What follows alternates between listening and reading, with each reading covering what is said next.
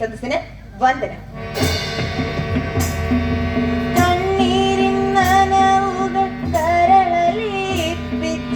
മരവിച്ച മനസ്സുകളെ കാണാമറയത്ത് ഇന്നവൻ കാണുന്നു രോദന വിപ്ലവമിന്ന്. മനസ്സാക്ഷി മരവിച്ചു പോയി ഒരു സമൂഹത്തിന്റെ ഉള്ളിന്റെ ഉള്ളിൽ തേങ്ങലുകളായി മാറിയ ഈ ദാരുണ സംഭവം പ്രിയമുള്ളവരെ നമ്മുടെ കൺമുൻപിലാണ് നടന്നത്. ഞാൻ അവതരിപ്പിക്കുന്ന ഈ സംഭവ കഥ പരസ്യ വിചാരണ. കെടുതിയിൽ വലയുന്ന നാടേ ക്ഷമിക്കുക, ദുരന്തത്തിൽ വലയുന്ന നാട്ടാരെ ക്ഷമിക്കുക. കഥയല്ലാത്തൊരു സംഭവമെന്നുടെ ഉള്ളിന്റെ തേങ്ങലായി മാറി എന്നോർക്കുക. ഉള്ളിന്റെ തേങ്ങലായി മാറി എന്നോർക്കുക. 2004 ഓഗസ്റ്റ് മാസം ദക്ഷിണ കേരളത്തിലെ അതിമനോഹരമായ ഒരു ഗ്രാമം.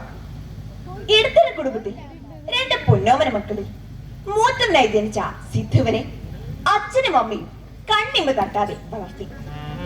സാമ്പത്തിക പരാധീനതകൾ ഉണ്ടാകുവാതിരിക്കുവാനായി അച്ഛൻ വിദേശത്ത് പോയി ജോലി ചെയ്ത് മകനെ പഠിപ്പിച്ചു.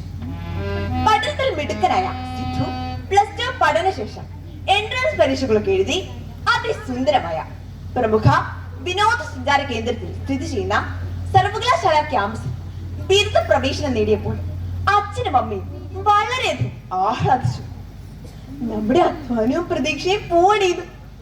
തന്റെ പ്രിയ തമരടെ ആ അമ്മ പറഞ്ഞു. മണലാരണ്യത്തിൽ തന്റെ കുടുംബത്തിന് വേണ്ടി അധ്വാനിച്ച ആ അച്ഛൻ ആത്മസംതൃപ്തിയോട് നെറുകയിൽ ആ അമ്മയുടെ പറഞ്ഞു, നമ്മുടെ പാതി സ്വപ്നങ്ങൾ പൂവണിഞ്ഞു. അവനേട് നമ്മൾ ജീവിക്കുന്നു.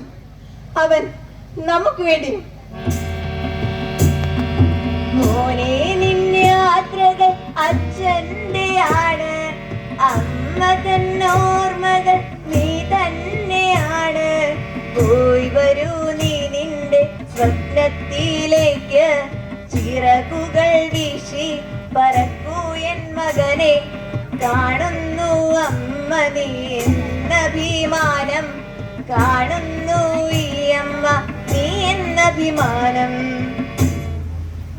അച്ഛനും അമ്മയ്ക്കും സിദ്ധവനെ കാണുമ്പോൾ വീണ്ടും വീണ്ടും ഈ വരി മനസ്സിലോട് കത്തിക്കളിക്കും.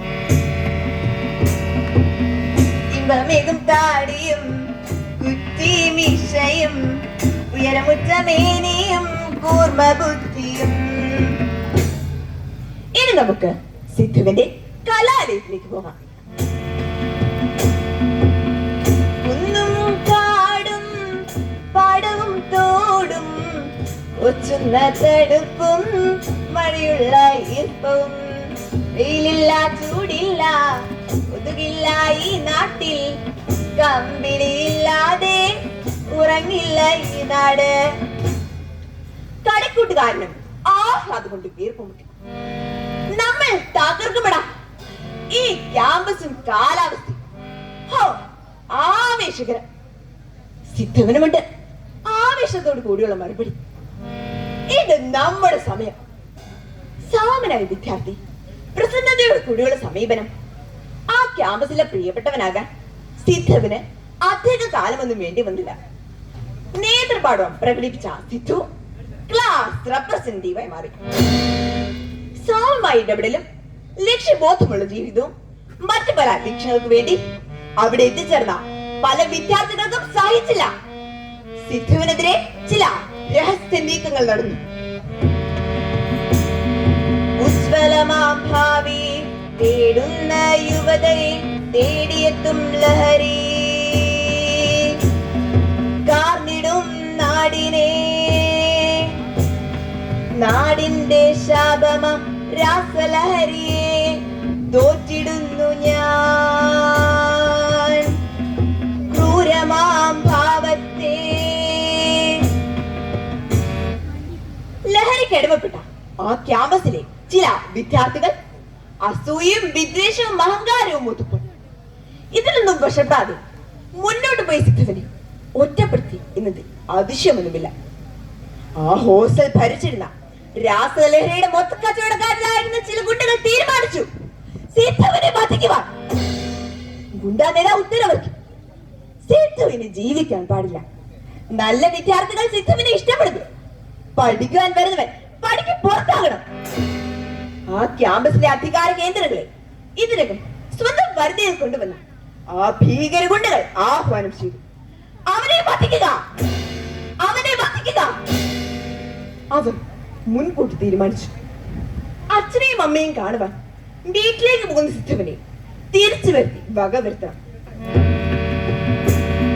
സ്നേഹമെന്ന വാക്കിന് ഒത്തുപോന്നതല്ല സ്ത്രീ, സ്നേഹമാണു സ്ത്രീ,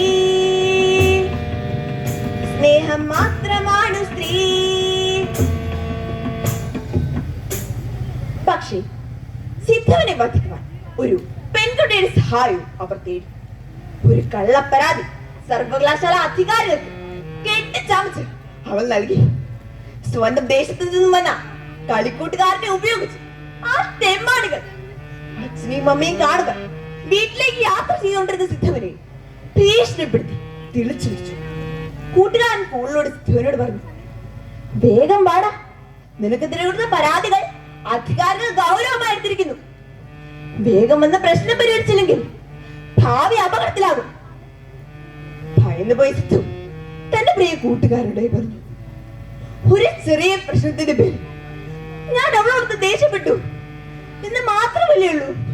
അതിന് കൂട്ടുകാരന്റെ ഭീഷണി ഭയന്നു വരച്ച അവന്റെ സ്വരം ബദലി.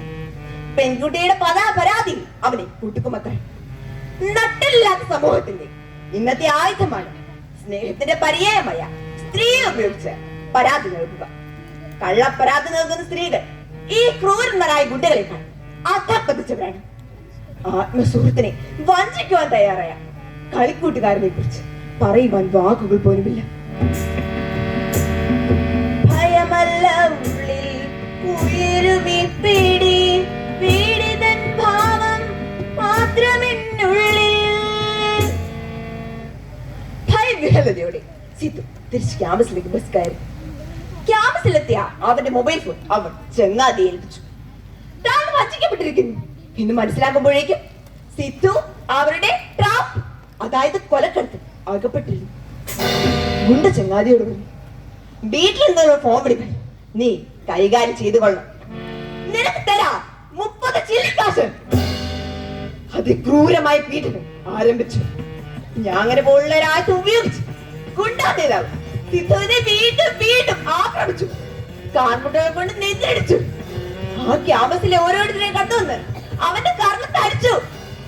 മനുഷ്യന് സങ്കല്പിക്കാൻ പോലും ആകാത്തതിന് ക്രൂരമായി പീഡിതൻ സിദ്ധു ഏറ്റുവാങ്ങി. അവന് ഭക്ഷണം കൊടുത്തില്ല, വെള്ളം കൊടുത്തില്ല. പീഡിപ്പിച്ചത് മതിയാകാതെ ഹോസ്റ്റൽ റൂമിന് വെളിയിൽ കൊണ്ടുവന്ന് ഒരു വിചിന്നമായ പ്രദേശത്ത് വെച്ച് വീണ്ടും വീണ്ടും ആക്രമിച്ചു. ആക്രമണത്തിനിടയിൽ അവർ അവനോട് ആക്രോശിച്ചു, നീ പഠിക്കുമല്ലടാ, നീ എംഡി ഉപയോഗിക്കില്ലല്ലടാ. ജീവന് വേണ്ടി ആ പാവം കെഞ്ചി. ഹേ കുട്ടികളെ, നിന്റെയൊക്കെ 10 തലമുറകളെ ആ പാവം ശാപിച്ചിട്ടുണ്ടാവും. ഇടയ്ക്കിടെ ആ അമ്മ വിളിക്കുന്നുണ്ടായിരുന്നു. ഒറ്റ ചങ്ങാതി പലപ്പോഴായി ഫോൺ എടുത്ത് അമ്മയോട് പറഞ്ഞു, സിദ്ധു ഉറങ്ങുവാണമ്മേ, അവൻ ക്ഷീണിതനാണ്, ഒന്ന് പേടിക്കാനില്ലെന്നേ, ഞാനില്ലേ ഇവിടെ. അമ്മയെ തെറ്റിദ്ധരിപ്പിച്ച് ആശ്വസിപ്പിച്ചു. പീഡനത്തിന് 3-ാം ദിവസം തന്റെ അവസാന നിമിഷങ്ങളിൽ സിദ്ധു വീണ്ടും പറഞ്ഞു, എനിക്ക് ദാഹിക്കുന്നു. തുടർന്നും പീഡനങ്ങൾ ഏറ്റുവാങ്ങിയ അവന്റെ മരണം അത് ഉറപ്പിച്ചു. കുടിവെള്ളം പോലും കൊടുക്കാതെ കൊന്നുകളഞ്ഞല്ലോ നീതന്മാരും. ഉത്തച്ചിങ്ങാതിയായ ചതിയനെ ഉപയോഗിച്ച് അവൻ ആ അച്ഛനെ വിളിച്ചു പറഞ്ഞു, സിദ്ധു ആത്മഹത്യ ചെയ്തു. ഈ കൊടും ക്രൂരതകൾ ഒരു ക്യാമ്പസ് മുഴുവൻ നോക്കി നിന്നു. വിധിയല്ല വേണ്ടത്, സ്കോറല്ല വേണ്ടത്, ഗ്രേഡല്ല വേണ്ടത്, വേണ്ടതിൻ സിദ്ധു. കരളിൽ കുതിർത്തൊരു ഓർമ്മ തൻ തേരോട്ടം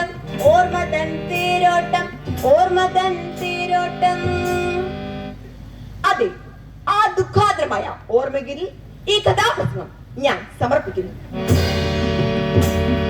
കണ്ണീരിൻ നനവുകൾ കരളലിയിപ്പിച്ച മരവിച്ച മനസ്സുകളെ കാണാമറയത്ത് നിന്നവൻ കാണുന്നു രോദന വിപ്ലവമേ.